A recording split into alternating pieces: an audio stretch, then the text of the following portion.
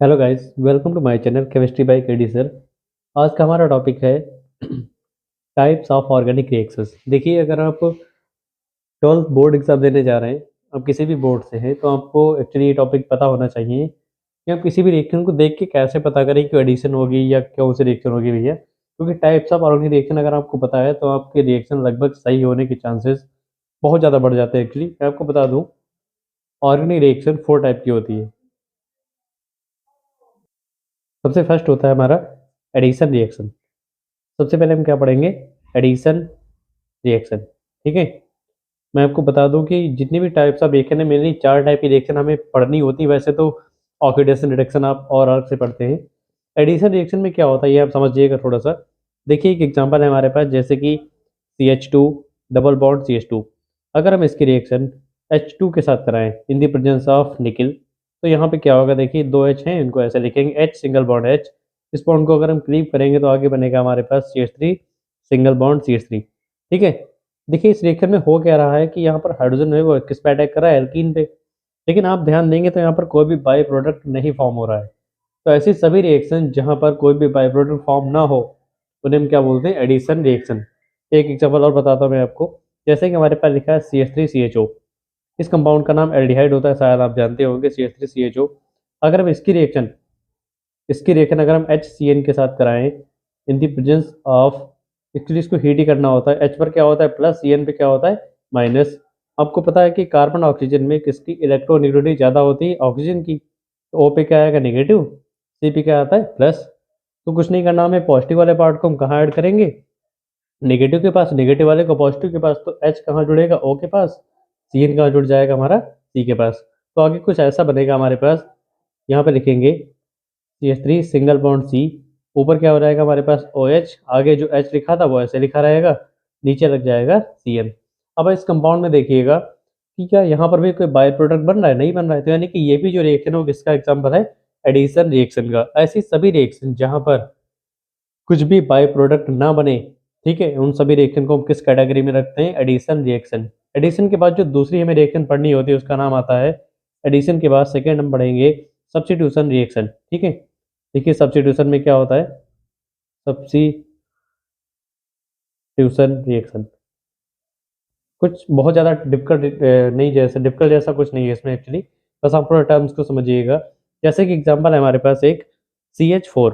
इस CH4 की reaction अगर हमें Cl2 के साथ करनी है, तो अक्सर जो मीथेन के हाइड्रोजनेशन या फिर अल्काइलेशन, सॉरी हाइड्रोजनेशन जो होता है मीथेन का, या क्लोरीनेशन होता है, वो सनलाइट के प्रेजेंस में होता है। तो यहाँ पे हम क्या लिख देंगे? सनलाइट। जो एच न्यू लिखा होता है इसको हम लोग सनलाइट बोलते हैं। ठीक है, अब देखिए एच का मतलब फ्रिक्वेंसी होती है, सॉरी प्लैंक कांस्टेंट होता है। न्यू का मतलब फ्रिक्वेंसी होती है, फ्रिक्वेंसी ऑफ लाइट। इसको हम लोग सनलाइट भी बोल सकते हैं। ये रिएक्शन कुछ ऐसे होगी कि CH4 से एक H बाहर निकलेगा, इसको हम 3 लिख देते हैं।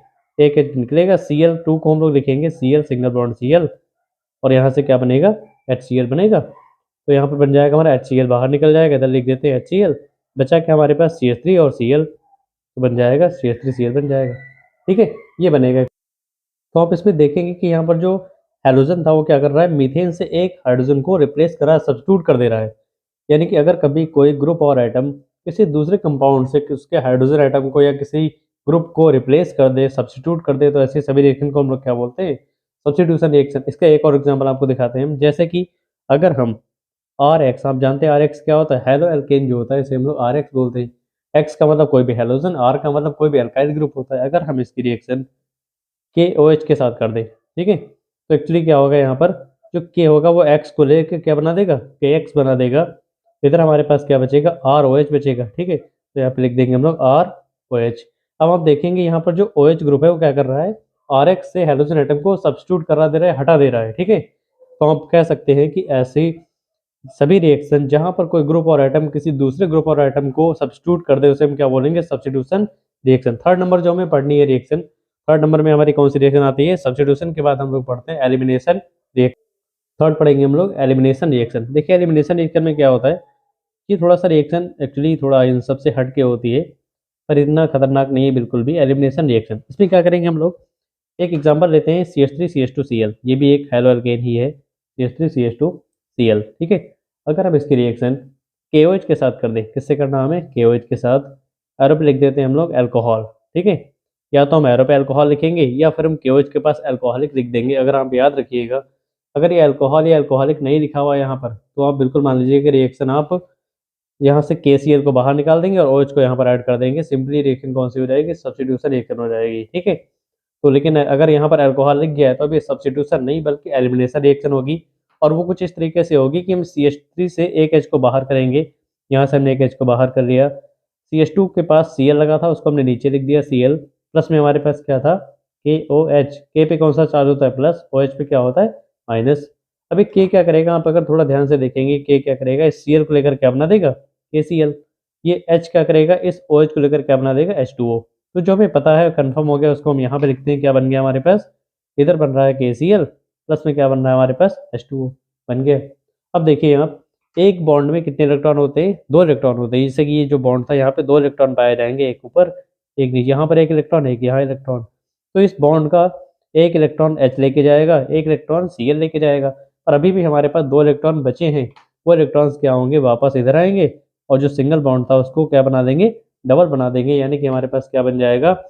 CH2 डबल बॉन्ड CH2, ठीक है। तो आप देखिए, आपको जैसे कि हम लोग अक्सर एग्जाम में क्या करते हैं, कभी भी ये दिखा देखते हैं, KCl को बाहर निकाल के OH को जोड़ देते हैं। पर आप याद रखिएगा, अगर कभी KOH के नीचे अल्कोहलिक लिख दिया जाए या एरो के ऊपर अल्कोहल लिख दिया जाए, तो उस वक्त वो रिएक्शन सब्स्टिट्यूशन नहीं बल्कि एलिमिनेशन होती है और वहाँ पर डबल बॉन्ड आता है। तो आप बोल सकते हैं ऐसी सभी रिएक्शन जहाँ पे सिंगल बॉन्ड डबल बॉन्ड में कन्वर्ट हो जाए, उन्हें हम क्या नाम देते हैं? Elimination reaction. या फिर आप बोल सकते हैं जिसमें एक से ज़्यादा बाई प्रोडक्ट बन जाए, तो उसे हम क्या बोलेंगे? Elimination reaction.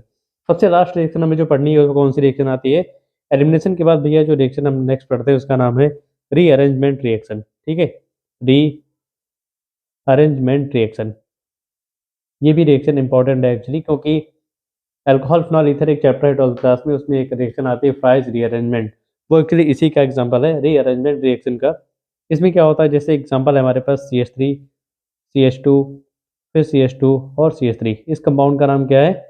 इस कंपाउंड का नाम होता है ब्यूटेन, क्योंकि इसमें 4 कार्बन है और सभी बॉन्ड सिंगल है, तो इसका नाम क्या हो जाएगा? ब्यूटेन होगा। अगर हम एरो पे लिख दें AlCl3, क्या लिखेंगे? AlCl3। AlCl3 को हमेशा किस फॉर्म में यूज़ किया जाता है? एनहाइड्रस फॉर्म में। यहाँ पे ये भी चीज़ हम लिख देंगे ऊपर, एनहाइड्रस AlCl3। अब देखेंगे आप यहाँ पे क्या चेंज आ रहा है कि जो CH2 था वो यहाँ पे आ जाएगा ऐसे, और ये बनाएगा हमारा CH3 सिंगल बॉन्ड CH, इधर CH3 आ जाएगा, आगे भी क्या रहेगा? CH3। इस कंपाउंड का नाम क्या हो जाएगा? Iso butane. जो पहले हमारे पास कंपाउंड था उसका नाम था ब्यूटेन, और जो बना उसका नाम क्या हो गया? आइसोब्यूटेन। एक्चुअली रीअरेंजमेंट रिएक्शन का मतलब ही ये होता है कि कभी भी कोई रिएक्टेंट खुद में रीअरेंज होकर के कुछ नया बना दे, उसके लिए उसको किसी दूसरे रिएक्टेंट की नीड ना हो, ऐसे सभी रिएक्शन को हम क्या बोलते हैं? Rearrangement reaction. अब जैसे कि आपको एग्जाम में पता है पहले से, कोई रिएक्शन एडिशन हो रही है, तो भैया आप उसमें बाई प्रोडक्ट क्यों बनाएंगे? तो ये सारी चीज़ें इसलिए ज़रूरी हैं कि अभी कोई भी रिएक्शन जब आप एग्जाम में करेंगे तो उसके सही होने के चांसेस मतलब बहुत ज़्यादा हो जाते हैं। अगर आपको ये कॉन्सेप्ट्स पता है, रिएक्शन को पहचानना आता है आपको कि कौन सी रिएक्शन कैसी होगी, तो आप किसी भी रिएक्शन को देख के पता लगा सकते हैं कि रिएक्शन क्या होगी, एडिशन होगी, सब्स्टिट्यूशन होगी, एलिमिनेशन होगी या फिर रीअरेंजमेंट होगी।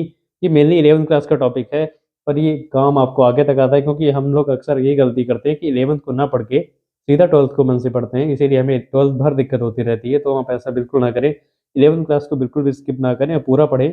11th भी कंपलसरी होता है एक्चुअली, क्योंकि कंपटीशन में आप जब भी आगे जाएंगे तो आपको 11th के कॉन्सेप्ट ही आगे काम आएंगे, ठीक है। और मेहनत आप करेंगे तभी आपका रिजल्ट एक बेस्ट रिजल्ट बनेगा। और अगर आप चाहते हैं कि आपके नंबर 90 से ज़्यादा रहें 100 आउट ऑफ केमिस्ट्री में, किसी भी बोर्ड से हों आप, तो उसके लिए आपको लगभग हर एक चीज़ को थोड़ा बहुत तो पता हो, उसके बारे में पता होना चाहिए। बाकी ऐसा बिल्कुल नहीं है कि एग्ज़ाम आएगा आप उड़ के पढ़ लेंगे और सब हो जाएगा, ऐसा कभी नहीं होता है। ये 4 रिएक्शन है, ऑर्गेनिक रिएक्शन के 4 टाइप होते हैं: एडिशन, सब्स्टिट्यूशन, एलिमिनेशन, रीअरेंजमेंट। मैंने इस वीडियो में सिर्फ इतना ही बनाया है, मतलब इस वीडियो में मैं सिर्फ इन 4 रिएक्शन के बारे में बता रहा हूँ। नेक्स्ट वीडियो हमारा आएगा मैकेनिज्म ऑफ ऑर्गेनिक रिएक्शन, उसके लिए मिलते हैं नेक्स्ट क्लास में, मतलब अगली नेक्स्ट वीडियो में आपको बताते हैं मैकेनिज्म के बारे में। आज के लिए बस इतना ही। जय हिंद, जय भारत, धन्यवाद।